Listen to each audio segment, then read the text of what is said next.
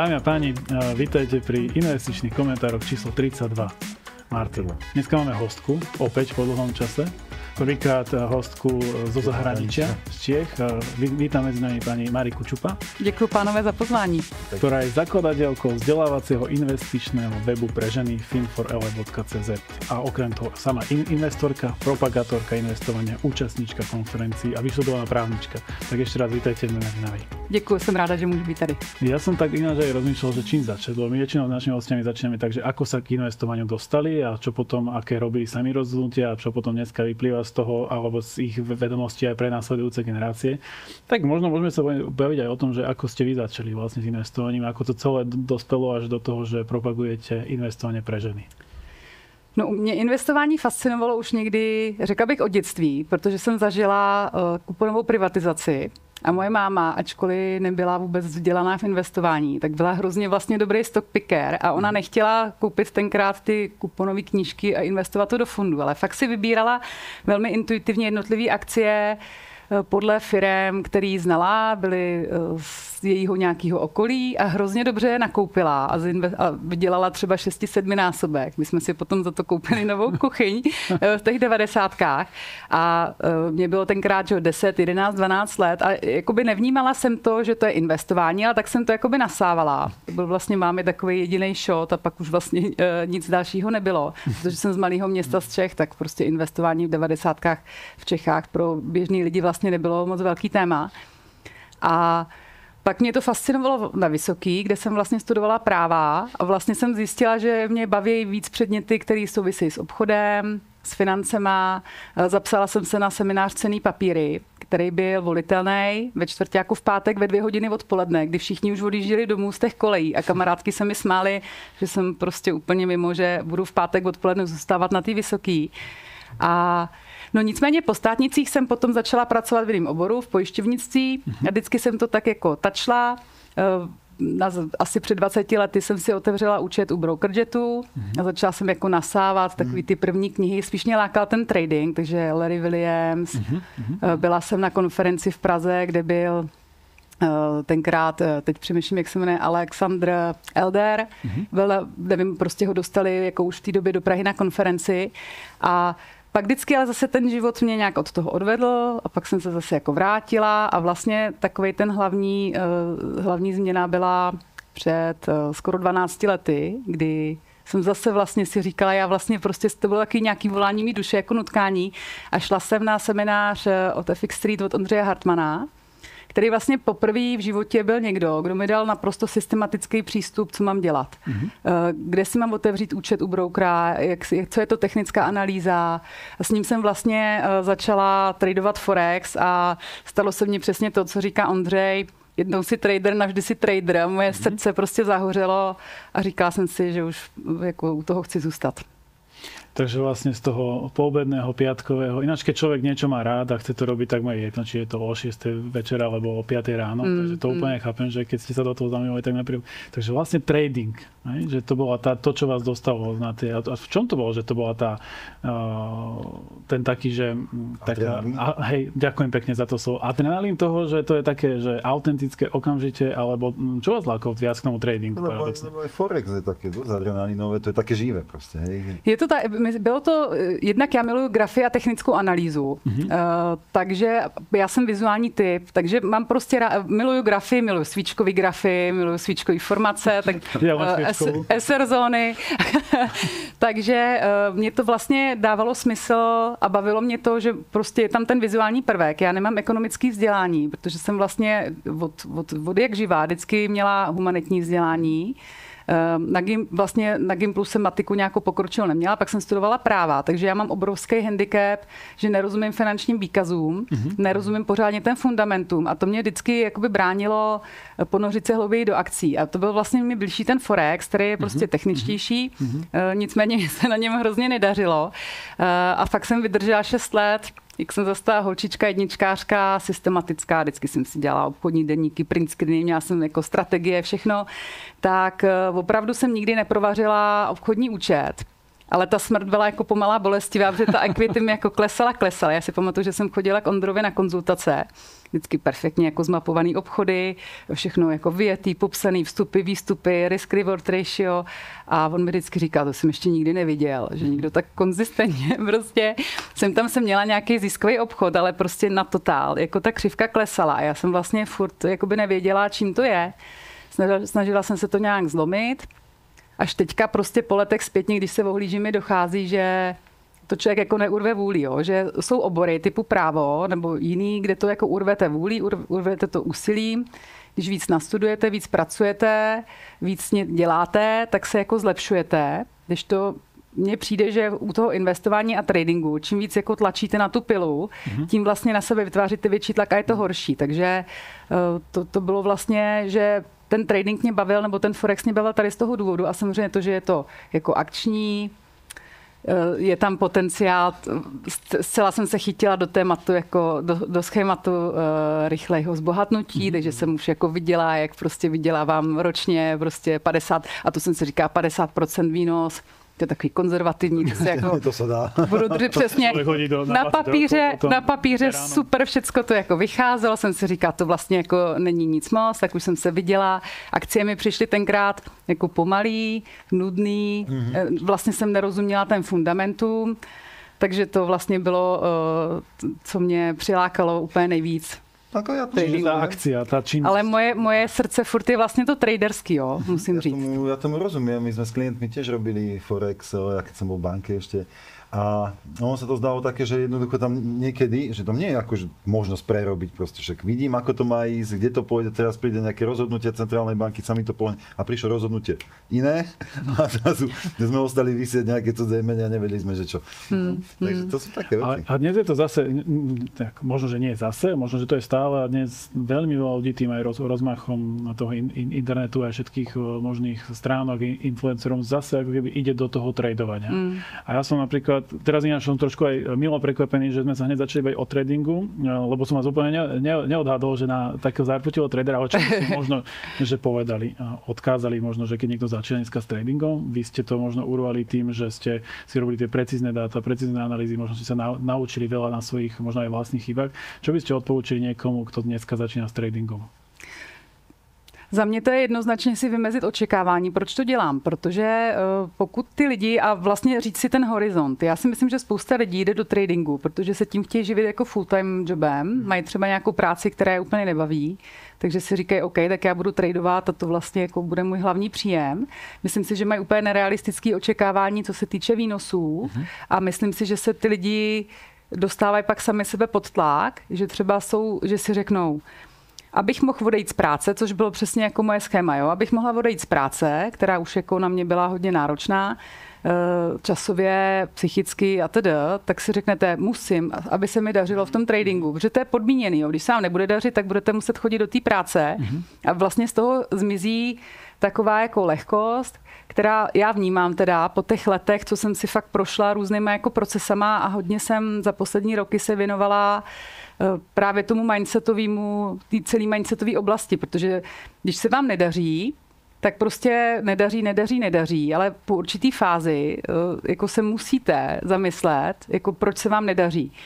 A když jsem vždycky zkoumala, tak ty objektivní věci, typu money management, exekuce pozic, identifikace těch signálů, tak to jsou prostě technické skilly, ale na základě čeho ten váš mozek vyhodnotí, že teď máte vstoupit do pozice a kdybyste vstoupil opačně, tak vlastně to dopadne dobře. A teď si jako pozorujete, co s váma dělá série ztrát. Jo, že já jsem jednu dobu obchodovala, jsem si založila i firemní účet, že jako budu obchodovat firemní peníze, jako svoje vlastní firemní peníze. A já jsem třeba zjistila, že se strašně stydím před svojí účetní, který jsem každý měsíc posílala ty reporty. A teď jsem si říkala, no já jsem úplný loser.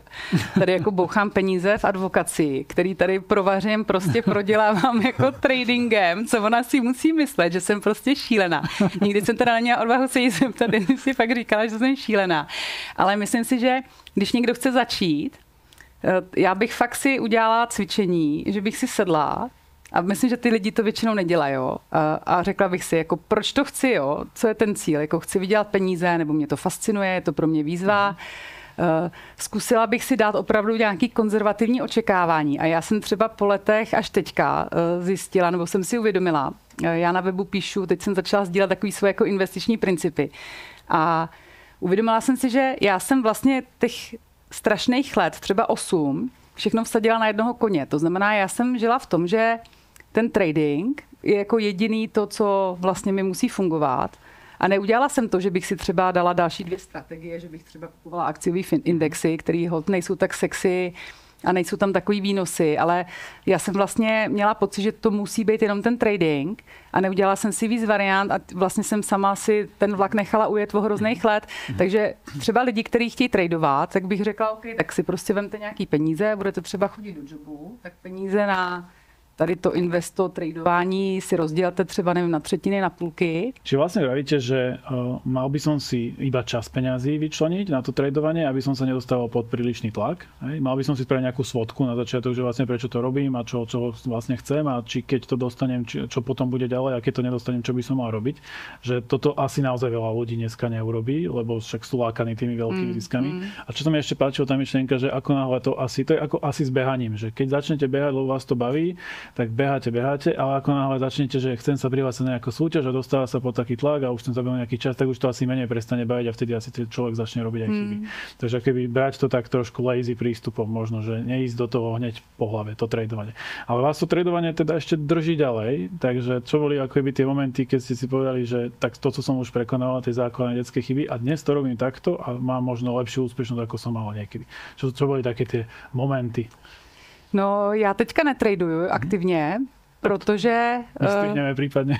Ne, to naopak můžete říct, protože jsem si uvědomila další hrozně zásadní věc, kterou se vlastně snažím taky jakoby předat těm ženám, jo. Primárně teda ženám, paradoxně třeba naše podcasty poslouchají půl, jako genderově, ale primárně teda jako se snažím to předat těm ženám, že já jsem si uvědomila, já jsem vlastně tradovala, do toho jsem chodila full time do práce, do toho jsem mám 10letou dceru, do toho se mi narodila dcera, takže jsem prostě se snažila jako žonglovat strašně moc míčků, prostě full time job, měla jsem takovou malou advokátní kancelář, takže jako té práce bylo hodně. Do toho jsem se snažila nějak lavírovat, starat se o rodinu, do toho máte mimino nebo malý děcko. Můj manžel je hodně časově zaneprázdněný, tak a já jsem úplně jako nechtěla mít takový ten full service, že budu chodit v noci domů a svoje dítě ani nebudu znát. Takže jsem se to snažila tak nějak všecko pokrejt a uvědomila jsem si, že to je absolutně jako neslučitelný s tím aktivním tradingem. Jo? Já jsem třeba strašných let vždycky jako to celý doma jako pofackovala. Po celém dní v práci jsem v 11 večer sedala ke grafům a teď jsem tam čučela, prostě hledala jsem ty svíčkové formace. Já se divím, že jsem bez toho byla schopná. Já si myslím, že v 11 večer prostě s uvařeným mozkem nevidíte svíčkové formace, i kdybyste prostě chtěli. Svěčky při svěčke. Přesně. A mě trvalo hrozně moc let, než jsem pochopila, že prostě v této fázi života není trading slučitelný s tím, jak žiju.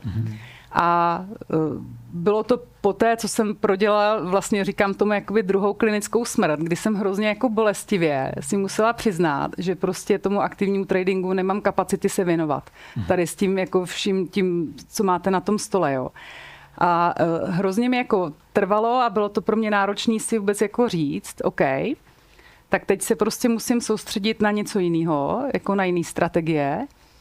A až budu mít jednou víc kapacit a budu prostě se tomu moc věnovat a budu třeba mít i jako finanční backup takovej, že přesně mi tam zmizí ten tlak, že něco jako musím vydělat, tak bych se k tomu tradingu chtěla vrátit, ale vím, že teď prostě by mi to nefungovalo, protože zase bych si na sebe vytvořila tlak, ať už časový nebo ten výkonnostní.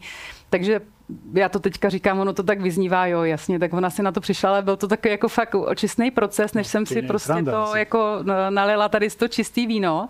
A switchla jsem se vlastně na dlouhodobé strategie, switchla jsem se na akcie, já jsem ještě jako chvíli tradovala akcie, já miluju swingový obchodování, takže jsem sledovala borce typu David Ryan nebo Mark Minervini, jeho knížky jsem úplně hltala, mám podtržený zvýrazňovačem, jsou to strategie, které mi dávají smysl, takový to jako momentum obchodování, vůbec to prostě jako nebylo, mi to nešlo, jo. Takže jsem si říkala, OK, u akcí chci zůstat, protože akcie mi dávají smysl, jsou takový hmatatelnější. Forex jsem si říkala, asi není pro mě. Každý instrument není pro každýho. A u akcí jsem zůstala, ale změnila jsem ty styly. A v momentě, kdy jsem změnila ty styly, změnila jsem to, jak investuju, to, jak se na to dívám, to, co od sebe očekávám, tak najednou takhle a vlastně zjistíte po čase s hrůzou, vlastně, že se vám daří s menším úsilím a řeknete si, pane bože, proč jsem tohle nezačala dělat před těma 11 rokama, to jsem si mohla ušetřit, ale zase to beru, že člověk prostě potřebuje dostat facky, aby to pochopil a některá informace vám není přístupná prostě v dřívější fázi života. Ja som nad tým rozmýšľal, keď ste hovorili o tom tradingu a o tom, že odísť z práce, že to bol aj ten váš motív nejaký možno, že ak to nevychádza, tak vlastne ten človek sa dostáva do depresie z dvoch strán. Že do pasce. Nevychádza mi to, tak som nahnevaný, že nevychádzajú mi obchody a zároveň ešte musím ísť ráno tam, tiež nechcem byť. Hej, takže je furt taký smutný z toho, naštvaný, takže to môže byť také zradné. Hej. Já jsem to jako neměla, že bych tu práci nesnášela, nebo že bych tak jako tam nechtěla být, protože naštěstí jsem teda dělala věci, které mi přišly super, a bavili mě, ale vlastně časově to je masakr a spíš jsem v tom hledala ten časový exit a když jsem si to dala na misky váh, tak přece jenom ten trading jako, anebo obecně to investování, tak to jako miluju víc, jo. Takže, ale souhlasím s tím, že si dáte na sebe dvojnásobný tlak a člověk má dvojnásobnou depresi, to je cesta do pekla, no. A mne sa páčilo toto, jak ste ukázali, že akože viem sa switchnúť na niečo iné, keď mi to dáva zmysel, lebo toto 90% ľudí nedokáže si ako keby priznať, že vedel by som robiť niečo iné, alebo niečo iné by ma bavilo a potom ako keby niektorí aj v tom tréningu ostávajú a sú dlhodobo neúspešní. No a vy ste sa vlastne takto switchli a vravíte, že potom, že to investovanie dlhodobé, že dáva väčší zmysel, keby ste to možno vedeli predčasom, to si, my hovoríme veľakrát o veľa veciach. A potom vlastne vzniká portál Fin4L. A o tom nám povedzte teda viacej. No, Fin4L vlastně vzniklo jako důsledek toho, že já jsem odešla z práce, nebo původně jsem si říkala, že si dám sabbatical. Já jsem to ještě měla, že jsem měla jako permanentně, dcera se narodila velmi ohleduplně v sobotu, já jsem jako v sobotu večer, já jsem ještě v sobotu z porodnice posílala instrukce, protože jsme tenkrát spouštěli velký projekt v Německu. Takže dcera se narodila ohleduplně v sobotu večer a já už jsem fakt od pondělka zase jako jela. Jo. Já jsem tenkrát ještě dělala praxi, že jsem si dělala advokátní zkoušky a v 9. měsíci těhotenství jsem musela chodit k soudu, protože prostě jsem musela mít tu praxi. Takže jsem chodila k soudu s takovýmhle břichem a s taškou do porodnice, kdyby náhodou, abych prostě jako mohla odjet. Takže já jsem měla 0 jako pauzu, jo. Já jsem jako neměla a tenkrát jsem na to byla hrozně pyšná, že prostě nepotřebuju přece jako žádnou mateřskou dovolenou a to. A samozřejmě to doběhlo po letech, takže jsem se rozhodla, že prostě si dám pauzu. Původně jsem si říkala na rok a vlastně už to jsou 3,5 roky a když jsem teda odešla, tak jsem vlastně měla cíl, že budu tradovat to swingové obchodování a říkala jsem si, jo, to bude skvělý, tak já můžu jako sedět u těch grafů celý den, já čtu Bloomberg denně, Wall Street Journal, jako miluju to. No, ale samozřejmě realita byla jiná a navíc mě začaly chybět lidi. Mě vlastně začaly chybět jako spolupráce s týmem, že máte nějaký projekt, ten řešíte, takového něco společného, pro co ráno vstanete z postele a máte to s ostatníma lidma.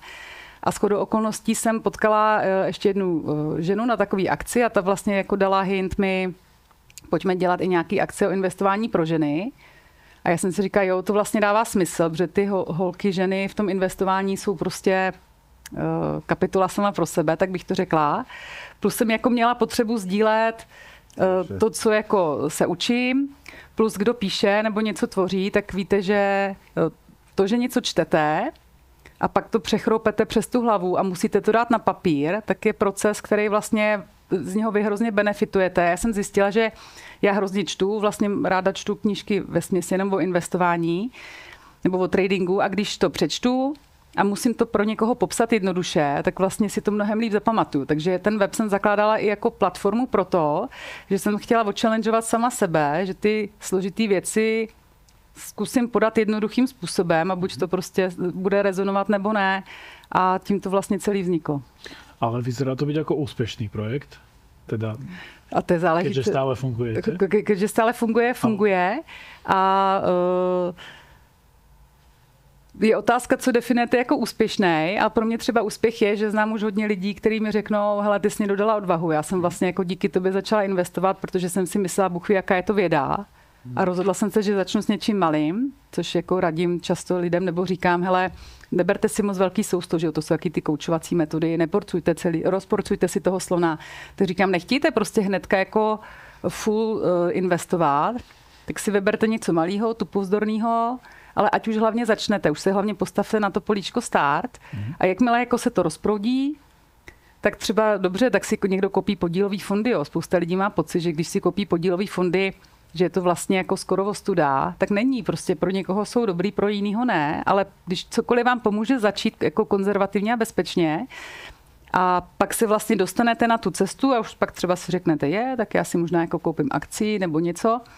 Takže když prostě potkávám ženy, které řeknou, jo, to mě dodalo odvahu a konečně mě to jako rozhoupalo, tak je to příjemný pocit. Tak je to úspech. Áno, je toto možno to špecifikum toho, že ženy možno majú neoprávnený pocit, že alebo nemajú dostatočné sebavedomie na investovanie, alebo v čom je to špecifikum toho investovania pre ženy? No, s ženama, se kterýma se stýkám já, tak to přesně mají tak. Často to jsou, já se teda často v té své bublině potkávám s ženama, který i vlastně ten web cílí na ženy, které už jsou v nějaké fázi života, v nějaké fázi kariéry, mají třeba biznesy vlastní, už úspěšný nebo manažerský pozice, už mají peníze a přemýšlejí, že potřebují investovat. A teď řeší vlastně jak na to.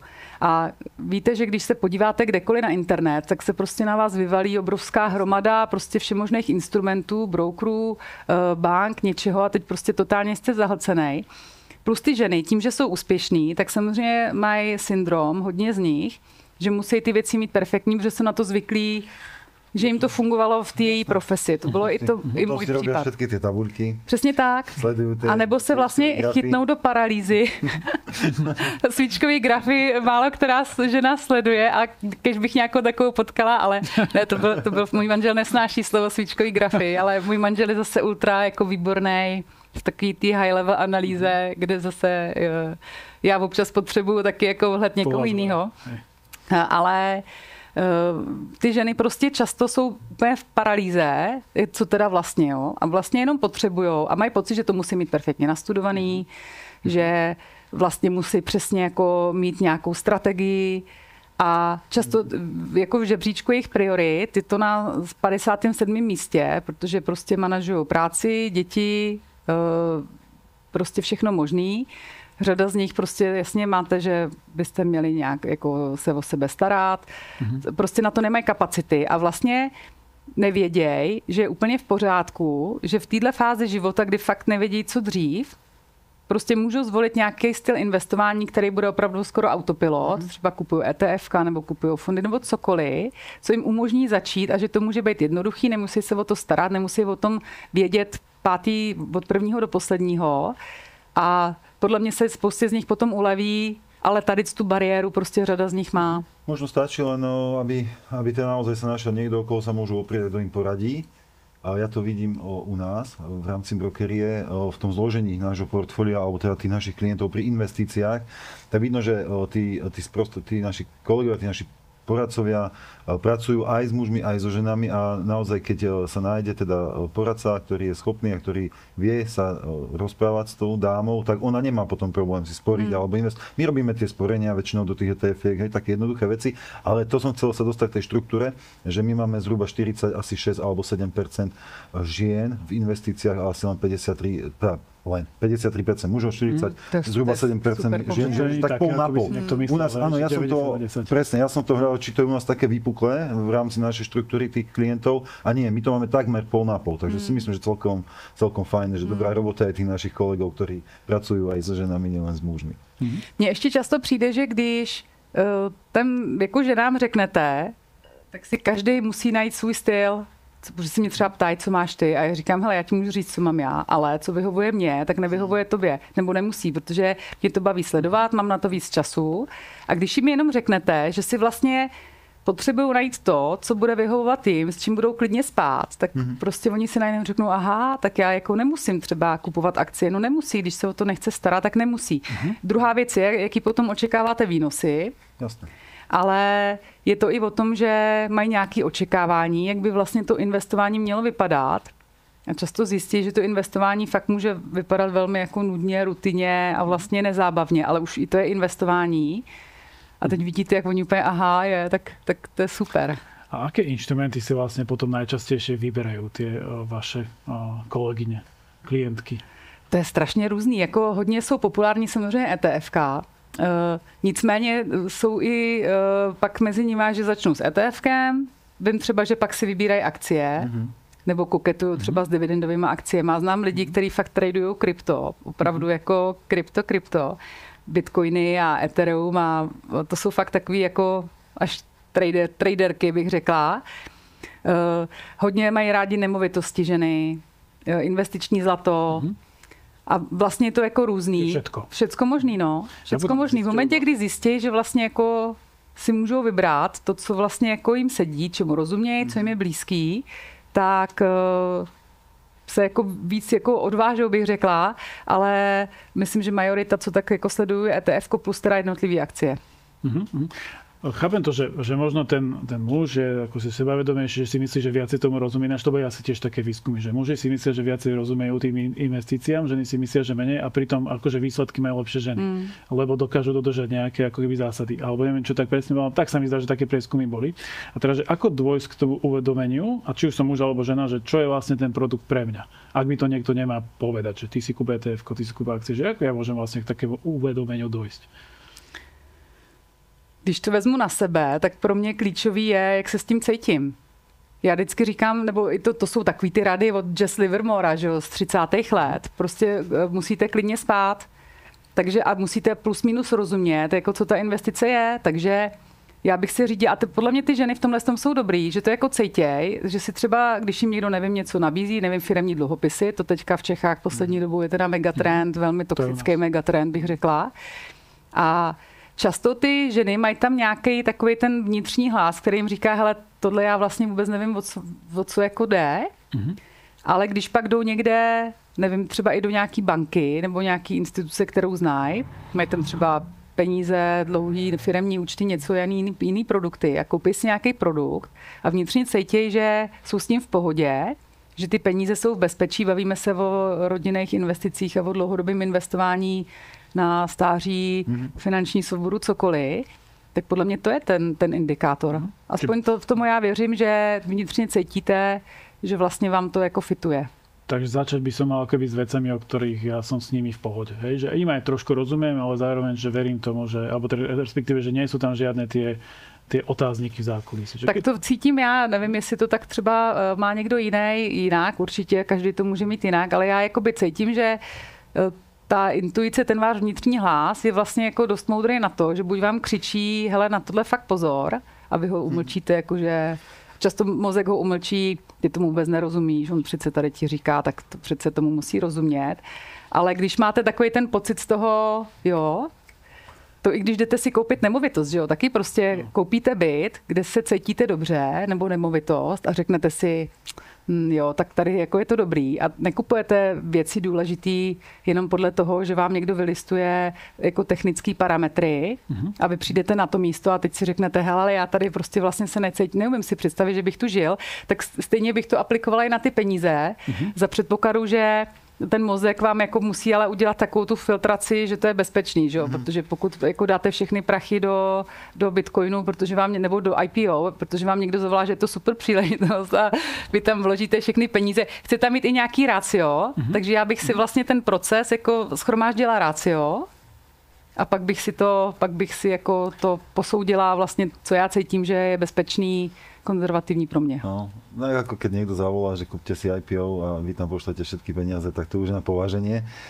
Ale ja som ešte nad tým rozmýšľal, že... Ale vieš, deje sa to, že... Ja viem, že sa to deje. To je ale hrozný, že sa to deje. Je to hrozný, že sa to deje. Ľudia sú ochotní svoj majetok. Ale víte proč? Za 5 minút niekomu chamtiví. Presne tak. Presne je to chamtivosť. A ja tu vidím ale jeden faktor, že prečo ľudia niekedy idú do toho, čo možno s čím nie sú úplne stotožnení. Presne, aj tá chamtivosť, že však kamarátka má 8% za rok alebo 20% za rok a ja teraz by som mala byť spokojný, alebo mal byť spokojný, to je úplne jedno, aké to je pohľad so 4% na nejakom štátnom dlhopise, no tak to asi nie.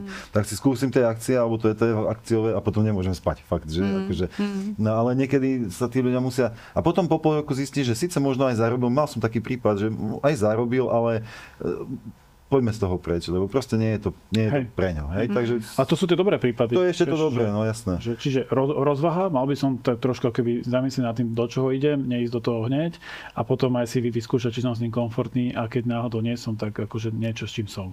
A taky asi nevložit to úplně do jednoho instrumentu, že jo? To si taky myslím, že tak jasně, když koupím dluhopisový fond v bance, tak je to asi bezpečnější, než když tady dám všechny peníze, když mi někdo volá z IPO, ale i tak prostě je potřeba, já často říkám, že mám pocit, že lidi, když si kupují nový mobil nebo dovolenou, tak opravdu stráví velké množství úsilí výběrem a teď to jako různě hledají, kam teda do jakého hotelu pojedeme, kde je all inclusive to. A dají vlastně víc energie tady tomu, než tomu investování. Ale beru to i tím, že to investování je opravdu obestřený hrozně jako nesrozumitelným a takovým super expertním a složitým jako takovým jako hávem, takže ty lidi mají pocit, že tomu vlastně stejně neporozumějí. Nemá smysl se tím ani zaoberat. Plus hrozně málo kdy najdete, co jsou teda ty konzervativní výnosy. My se třeba snažíme hodně mluvit o tom, kolik je prostě výnos, beru index S&P 500, kolik je průměrný výnos, řekneme OK, když půjdete do indexu, průměrný výnos historicky je 8, 9, 10% podle toho, jakou časovou řadu vezmete. Není vůbec žádná ostuda mít prostě průměrný výnos, protože za 20 let vám složený úročení udělá divy. Takže ty lidi často vůbec nemají ani základní povědomí, jestli 15% je hodně nebo málo a co vlastně, jaký je s tím spojený riziko. Plus já věřím tomu, co říká Warren Buffett, že největší riziko v investici je ten investor, který pokud neví, co dělá, tak je to prostě multiplikuje riziko. To je presne ten paradox, že ľudia vyberú, že my sme vyberali dovolenku, že 2 týždne nevedeli, kam pôjdeme, každý deň sme sa tým zaoberali, hej, ale že úplne viem si pochopiť to, že niekto považuje, že tak komplikovaná vec je to investovanie, že ani sa to nejdem snažiť pochopiť a radšej dám na radu niekoho a nie všetci dávajú dobré rady. A to, že ste druhá vec povedali, že presne pri 8% výnosu za 20 rokov v princípe zo štvornásobím svoj vklad pri jednorazovej investícii, to takto vychádza. Takže má zmysel sa trošku vzdelať a má zmysel potom rozvážne vstúpiť a nie je hamba mať 8%. Přesně. Já jsem si myslela přesně dlouhý ty roky, že je hamba mít jako 80%. Prošvihla jsem nejkrásnější prostě periody po covidu, že jo, kdy spadly trhy. Já jsem byla plně zainvestovaná. To taky jako další moje lekce. Nikdy jako nebyt plně naložená. Jsem po covidu byla úplně plně nainvestovaná. Teď mi to popadalo. A já jsem neměla peníze na dokupy, jo. To je jako smutný. Takže když už tu příležitost vidíte a ona jako takhle přijde k vám a takhle se před vás položí, taky jako zoufalství potom ještě nemít cash. No. Je to jako, ale myslím si, že často tam u toho investování, co se bavíme pro běžný lidi, co pracujou, nebo co prostě třeba jsou ženy, se kterými já mluvím, pro ně fakt je, že mají jiný biznisy, mají práci, a vlastně oni, když si měsíčně posílá nějaký peníze, průběžně za to něco nakupujou, tak je to úplně vlastně super dostačující a jsou s ním happy, nemusí vlastně dělat nic. A nemusíte rozumět do detailů, jak je poskládaný ETF-ko. Když víte, co je podkladový aktivum, zvolíte si velkýho providera a zvolíte si důvěryhodného partnera, skrze kterého to koupíte. Máte hotovo. A potom s časťou peňazí si můžete zašpekulovať, keď chcete kúpiť si niečo, čo aj... A já zase říkám, že kdo chce zažít zrušil, tak si skoro myslím, že než ten trading, tak až opravdu do kasína, nebo na dostihy, nebo někam. A to přesně, tu zábavu si jako užijou, protože ten, jak jsme se o tom bavili na začátku, to tradování, když se nedaří, fakt jako vygeneruje spoustu frustrace. Dobre. No tak máme za sebou takú, dajme tomu úvodnú polovicu. Teraz si spravíme také, že aktuálne analytické okienko. Tak my sme sa teraz bavili o tom, ako k tomu pristupovať. Tak ako sa tie trhy vlastne teraz správajú? Čo máme nové? Na zásade my sme aj teraz pred chvíľočkou sa bavili o tých ETF-kách alebo o tom pomalom pravidelnom investovaní do nejakého ETF-ka, do nejakého fondu. A na to sú určené úplne tie naše aj stratégie. Čo máme nové? Máme nové to, že v zásade akciám sa celkom darí, aj dlhopisom, po tom letnom nejakom zakolísaní alebo zakopnutí, čo bolo v júli, začiatkom augusta, tak teraz zase sú na historických maximách všetky tie veľké indexy. Európska centrálna banka znižuje tento rok sadzby, po dlhom čase už 2 razy znížila sadzby. Fed znížil tiež už prvýkrát, čiže americká centrálna banka tiež už znížila prvýkrát, dokonca o 0,5%. No a do konca roka ešte zrejme uvidíme nejaké zníženia sadzieb, čo pomáha akciám, pomáha to aj dlhopisom a pomáha to aj našim stratégiám. Konkrétne za posledný rok, keď berieme, že koniec augusta 2023 a koniec augusta 2024, tak prakticky všetky naše stratégie sú nad 10% za ten rok. Čiže super. Je to v pohode. Viac informácií. Myslím si, že na takýto prediel tohto nášho rozhovoru to úplne stačí. A to sú tie základné veci, ktoré sa teraz za trhu dejú. A ja na to ináč nadviažem, by ma zaujímalo aj váš všetkých názor, ktorý tu ste so mnou dneska, tak ako vždy, že vyzerá to tak, že čaká nás akože lepšie obdobie, keďže úrokové sadzby to hovorí sa. Hej? Ale zároveň tie indexy sú na maximách a niektorí ľudia majú tendenciu hovoriť, čak ono to zase je na maxime, ja teraz nebudem nakupovať a už to hovoria možno 2 roky, ako je to na maxime, alebo posledný rok minimálne. Že čo by ste ako keby odporúčili ľuďom, alebo aký máte na to argument, že nakupuj, ono to vôbec ešte nemusí byť na maxime a keď to je na maxime, je treba aj tak nakupovať. Já nechci nikomu vlastně nic doporučovat. To je asi jako moje první mantra. Já jsem dlouho se nechala chytit do téhle pasti, že jsem dlouho jako nechtěla nakupovat. A protože přesně tu korekci všichni čekáme a to, co bylo v létě, tak to nepovažuji za korekci, protože to bylo, já nevím, 10%, tak to není nic. Nebo mně to jako nepřišlo, že to je dost velká korekce na to, abych třeba nakupovala akcie. No a tu korekci větší vlastně čekají všichni, ona furt nepřichází. Ona někdy přijde, jenom nevíme kdy a jak velká bude. A já to třeba dělám tak, že opravdu nakupuju každý měsíc pravidelně, protože jsem vlastně se jako přistihla při tom, že jsme psali seriál o investování do ETF, ten jsme natáčeli jako podcasty, já jsem všude jako propagovala dollar cost averaging každý měsíc, jak je jako super a v určitý fázi jsem se přistihla, že vlastně jako nekupuju každý měsíc ty indexy a pak jsem si říkala, proč to vlastně nedělám? Úplně hloupě, ale jo. Prostě někdy jako je fakt stačí se zastavit a zamyslet se. Já jsem si říkala, proč to vlastně jako nedělám? Teď je to super metoda. A pak jsem si říkala, indexy to bylo před už dlouhou dobu, indexy jsou na maximech, teď to nemá cenu. A pak jsem si říkala, ne, prostě pojď to dělat. Je to princip té metody. No jo, jenomže potom, když se podíváte, takže jsem opravdu začala každý měsíc nakupovat. Já mám nastavenou v kalendáři upomínku vždycky na 17. a 18. měsíci. Kupuju 2 různý indexy a vlastně jsem zjistila... Můžete povedať, aké keby ste chceli? Tak kupuju indexy nebo já obecně jako mám ráda americké akcie a věřím americkým akcím, takže hodně kupuju S&P 500, tam mám 3 různý ETF, protože mám 3 různý účty a pak jsem začala na jaře nakupovat indický index Nifty 50, protože ač se nepovažuji za nějakého velkého jako makroanalytika, tak si myslím, že je docela jako zjevný, že Čína jako pokulhává. A za prvý Indy mám ráda obecně, za druhý je to prostě velká demokracie a myslím si, že vlastně jsem psala článek někdy na začátku roku, jak ten indický trh kapitálový je hodně nastartovaný a věděla jsem, že budou volby. A říkala jsem si, hele, to mi vlastně dává smysl v rámci nějaký geodiverzifikace prostě jako nakoupit indický index.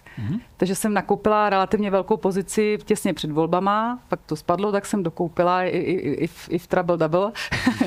Ale ne, od té doby jako ho fakt kupuju každý měsíc a i ten indický akcie docela jako zajímavě rostou.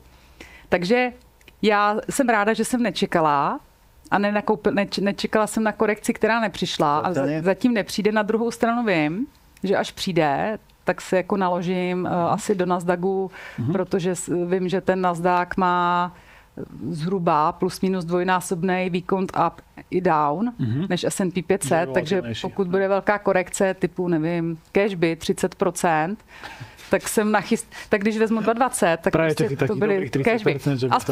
Aspoň 20. Jakmile začnou na Bloombergu psát, že začíná medvědí trend, tak si myslím, že jako nastává nákupní období, ale tam jako jsem nachystaná a tentokrát teda jako už jsem nachystaná, mám cash a snažím se jako odolat a nealokovat to a fakt to jako nechat.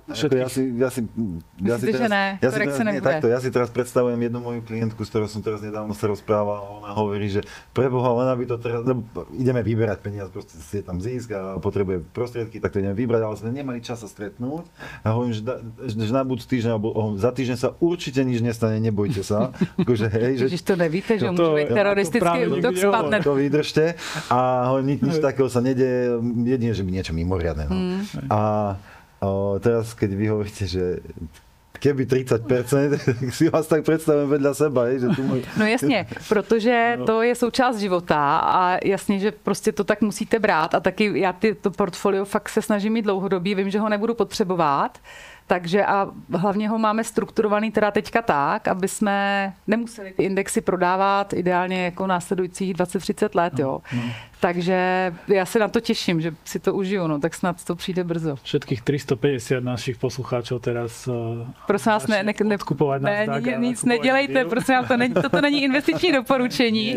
Ne, fakt není. Fakt není. Sa rozprávame o tom, čo robíme my, ale to neznamená, že to majú robiť aj tí, ktorí nás počúvajú.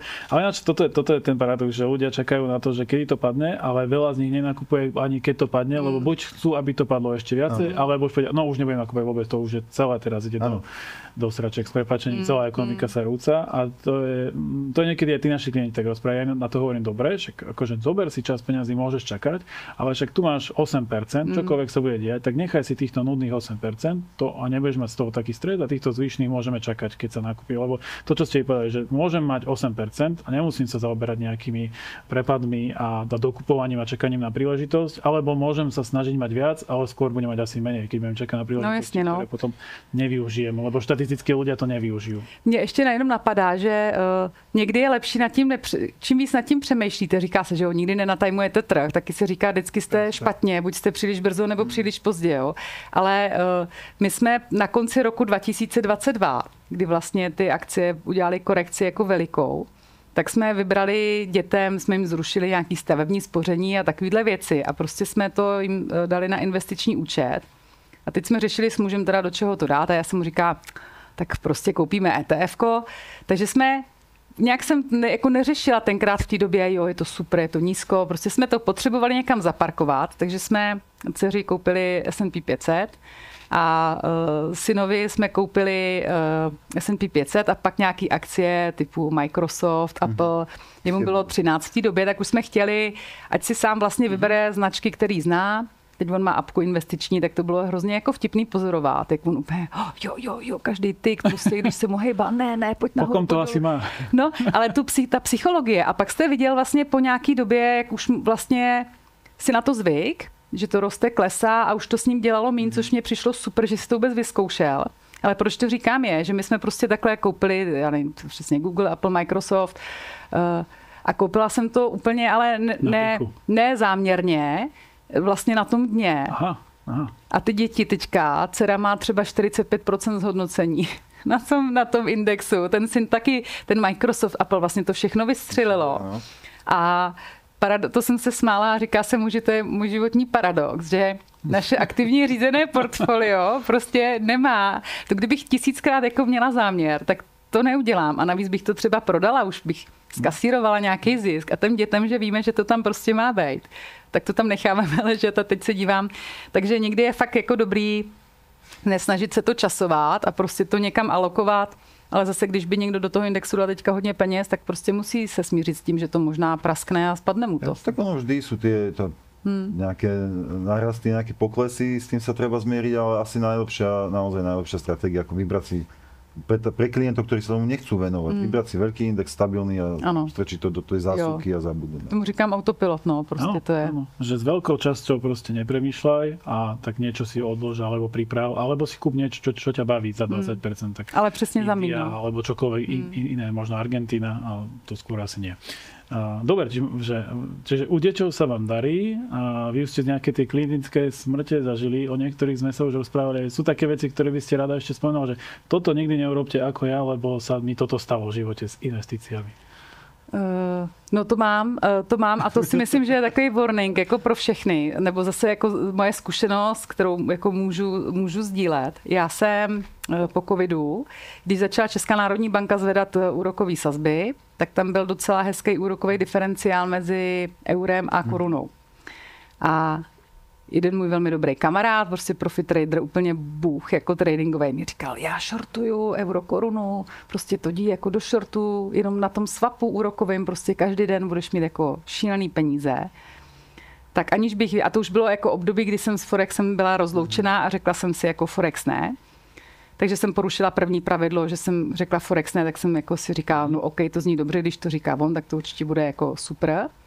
Takže to bylo první pravidlo, že jsem si u něčeho, co jsem si řekla ne, tak jsem jako do toho šla znova. Za druhý, zdálo se to jako jistý obchod A dneska už vím, že to, co je v zásadě jistý obchod, je největší signál o tom, že to je průšvih, protože vám to vypne úplně všechny radary.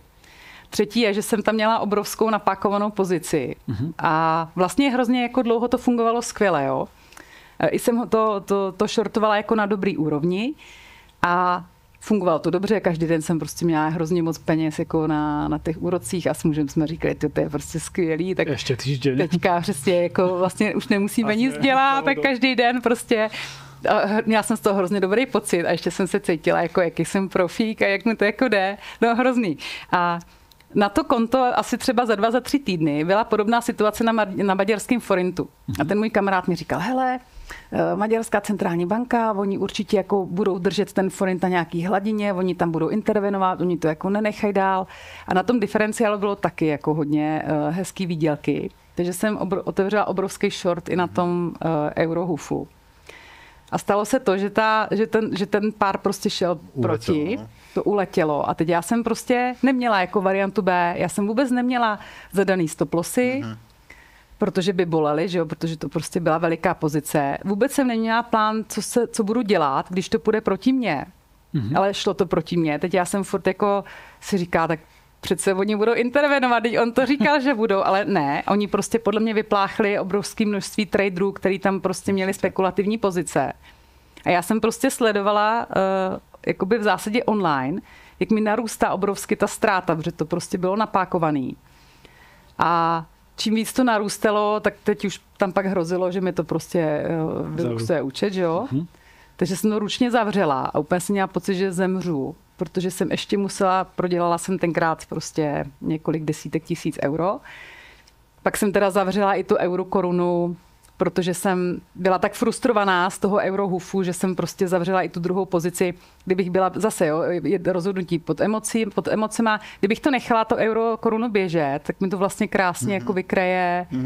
Jo, ale já jsem nebyla schopná přemýšlet. Prostě ta bolest moje z té prohry byla tak velká, že jsem to prostě pouzavírala a to jsem fakt měla pocit, že jsem dostala knockout a teď jsem si říkala, tyjo, já prostě to nepřežiju. Teď jsem musela jako přiznat tomu muži, že jsem tady prostě, jako, že se to nepovedlo. A pak jsem se ptala toho svého kamaráda, říkám, co jsi dělal ty? Prostě tam, on mi říkal, nic, já jsem to hedžoval, já jsem prostě otevřel proti pozici a já úplně, aha. Takže jsem si uvědomila, že to, co jeden umí, tak se prostě nedá replikovat. Jo? Já jsem jako se úplně chytila do emocí, nebyla jsem schopná vůbec ani technicky jsem nevěděla vlastně, co dělat. A to byla teda klinická smrt, která mě jako hodně dostala na kolena a to si myslím, že by lidi přesně neměli se pouštět do toho, do čeho vůbec jako tomu nerozumějí. Ten plán u toho tradingu je důležitý mít opravdu a fakt ho je těžký exekuovat, že když fakt máte ztrátu, tak opravdu ji jako uříznout. A za třetí prostě obrovský napákovaný pozice. Jsem věděla, že páka mě nedělá dobře, ale prostě jsem ignorovala úplně všecko, co jako na mě křičelo. A to teda bolelo, no. To je ináč, že sme ľudské bytosti a to je presne o tom, že tá emócia je úplne nad tým ráciom. Že aj v dobrom, aj v zlom, že človek dokáže robiť veľké veci len na základe emócie, ale dokáže sa držať aj veci, ktoré... No a ja by som jako bacha na Maďarov, hej? Tak jako geopolitický prvek jsem do toho nechtěla. Ne, já myslím, že bacha na sebe vlastně. Podle mě jako bacha, člověk je sám sobě největším nepřítelem. Ja si robím srandu. My sme to zažili napríklad kedysi s tureckou lírou, neboli to takéto napakované, neboli to šorty, ale proste turecká líra, tie som mal kolegu, neboj sa, oni keď to pôjde nad 3, zaintervenujú, po 3 to budú držať, dneska 30. Takže ako to uletelo, tiež tam neintervenovali. Nepracuje to. Kolega je už na dôchodku. Takže ten šel, přesně ten všem říkal, jděte do shortu a sám šel do longu a pak si mnul ruce z peněz těch, který vymetli tam na stop lossech. Myslím, že nie, ale tak akože sú také situácie, hlavne pri takýchto krajinách, kde to nie je úplne také isté s tou menou. Hej. Tak iné je hrať sa euro-dolár, to je jasné, a iné je potom forinty, ja neviem, poľský zlotý, ruský rubel, tureckú líru. Ale ani euro-dolár nie je také jasné pre tých, čo nás počúvajú zase, že to je jasné. Hej? Bacha na to, že ani euro-dolár nie. Zábava to môže byť kdekoľvek. Tak. No niekde väčšie, niekde menšie, ale neboli ste sama, čo zlá investície, ale Maťo si zase spravil zoznam tých najhorších investícií na svete, tak to môžeme porovnať. Tak na čo si prišiel? Ja mám zopár iba tak vyťahnutých také... Jako vašich nejhorších investicí, nebo nejhorších investicí, co ste našel? Nie, najhoršie, čo som našiel. Respektíve, našiel som taký zoznam, taký, že akože najviac prerobených peňazí, tak by som to povedal, ale boli to väčšinou aj firmy, kde naozaj ten expertízny tím nejaký je, ale boli to také, že napríklad, hej, Microsoft, keď kúpil Nokiu za 8 miliard dolárov v 2013, v 2016 potom predal Foxconnu za 350 miliónov. Čiže 8 miliard za to dali, 350 za to dostali. Pekná strata. eBay v 2005. Tí kúpili Skype za 2,6 miliardy dolárov, lebo chceli nejakým spôsobom zapracovať do toho svojho obchodu. Nepodarilo sa, nakoniec ho predávali za 1,9 miliardy späť tým pôvodným majiteľom. Takže takisto tam bola strata okolo 750 miliónov, preto tých desiatky tisíc eur je veľa, ale no jasne, 750 miliónov je viacej. Napríklad Warren Buffett takisto v 93. kúpili akcie Dexter Shoe Company a v 2001. tá firma skrachovala proste, hej, 8,7 miliardy preč. A úplne najväčší zlý obchod, čo som našiel, bola Citicorp. Banka Citicorp v 98. fúzovala s Travelers Group za 83 miliard a vznikla Citigroup z toho. Vznikla Citigroup, akurát, že oni sa chceli vďaka tej Travelers Group zástupne chceli mať viac ako 100 krajín sveta, viac ako 100 miliónov zákazníkov a tak ďalej. Nakoniec ich to tak zaťažilo, že v 2002-2003 vďaka odpisom skončili v miliardových stratách Citigroup. Vďaka tejto akvizícii, tejto fúzii za 83 miliard. Takže ako my keď prerobíme, tak oproti tomu toto nie sú. Mně ještě napadá teďka, jenom mám úplně před očima graf akcí First Republic, který teda teď jsou 0,00 nic a asi fuck up desetiletí bych řekla Credit Suisse. Tam to pánové teda poslali. Já jsem tu Credit Suisse sledovala docela dlouho. Oni měli těch skandálů víc, že jo. Tam to vlastně jako nebylo poprvé, ale to teda jsem byla v šoku, že to až tak poslali ke dnu, no. Ale tak Wirecard v Nemecku tam tiež, to bol taká zázračná firma a tiež to skončilo. Daxu až na dno. Tak, sú také prípady, no. Ale toto bolo o tom, že jasné, firmy, ktoré skrachovali, ale tu sú aj známe tie veľké, ktoré do toho zainvestovali a prišli. Tak kdo nic nedělá, nic neskazí, no. Tak, presne tak. A vidíte vy teraz na obzore nejaké bubliny alebo niečo, čoho sa obávate? Černé labute.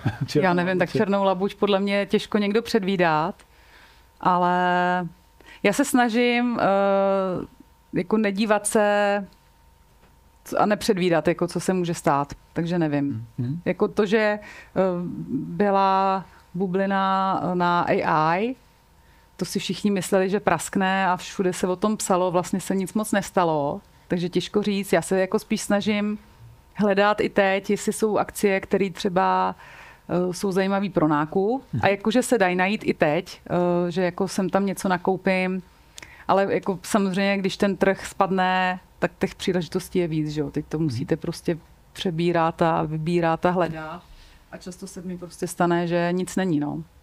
Takže nevím, jestli bublina praskne. Já si myslím, že ve fázi bubliny nejsme. Ja tiež. Ja som optimista vždy a je možno okrem tej Indie naopak možno niečo také, a nie je to zase investičné odporúčanie, ja nemusím hovoriť, že konkrétne firmy, ale niečo také možno, na čo treba upriamiť pozornosť, na čo sa oplatí upriamiť pozornosť, že by to malo naopak pozitívne prekvapenie v najbližších rokoch? No pro mě jednoznačně je ta Indie a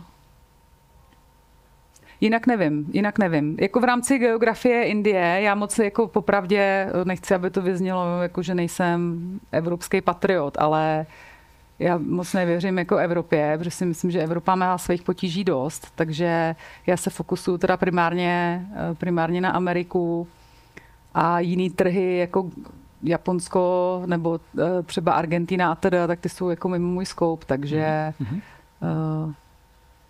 ja to mám tak. Dobre, tak to sme aj prešli veci, na ktoré sa možno oplatí pozrieť a spraviť si o nich dôkladnú analýzu a na to dať viac. Dôkladnú analýzu. No a už sa aj blížime k záveru a máme tu na vás takých tradičných našich 5 otázok.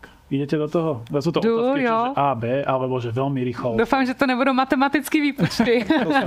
To bych nebyla schopná rýchle počítať z hlavy. Ale hneď prvá smrdí číslami. Tak začneš ty dneska? Môžem ja. Dobre, takže ako oni sú buď dve dobré, alebo dve zlé, len vy si musíte vybrať pre vás tú lepšiu, alebo tú horšiu. Jasne. Čiže, alebo teda tú menej zlú. Zhodnotenie investície o 20% za rok, alebo 1000 nových návštevníkov webu za mesiac. 20% hodnocení. Keď ide o peniaze, tak ide. Přesně. Ticho na burze alebo ticho v detskej izbe? Ticho v dětské izbě. Protože ticho na burze je špatný, že jo? Na burze má být Ruch. ruch. Dobre, mám tu, že kilo zlata alebo tona tureckých lír. Kilo zlata. Okay. No a keby teraz taká otvorenejšia, že ak by ste to mali že na 5 minút, a že s kým by ste sa chceli zaseknúť vo výťahu? S Lindou Raškem, traderkou, s Warrenem Buffettem a Charlie Mangerem, tak to už se mi nestane. A s Markem Minervínem, s traderem. Tak to musí byť bude to veľký výťah. To Velký výtah, abych potřebovala hodně času se zaseknout. No a posledná, tá je tradičná, to dávame každému a verím, že budete rozumieť, čo ňou myslíme. Kapustné fliačky alebo rýžový nákyp? Kapustné filačky jsou kapustový karbanátky. Asi áno. Či? Nie som si istý, či karbanátky, fliačky. Já rýžovou kaši nemám ráda, takže kdyby byly kapustové karbanátky bez masa, tak beru karbanátky. No bez mesa to je kapustné fliačky. Dávno někdo Kapustné dává fliačky uzený. sú také zvláštne cestoviny s kapustou, ktoré sú sladké. Tak to jsem nikdy nejedla. Tak v tom případě bych si vybrala přerušovaný půst. To bola Marika Čupa, ďakujeme veľmi pekne. Děkuju taky. A bol to aj Maťo Kalina, my sme brokeri a ďakujeme veľmi pekne. Vidíme sa v ďalšom dieli. Díky za pozvání.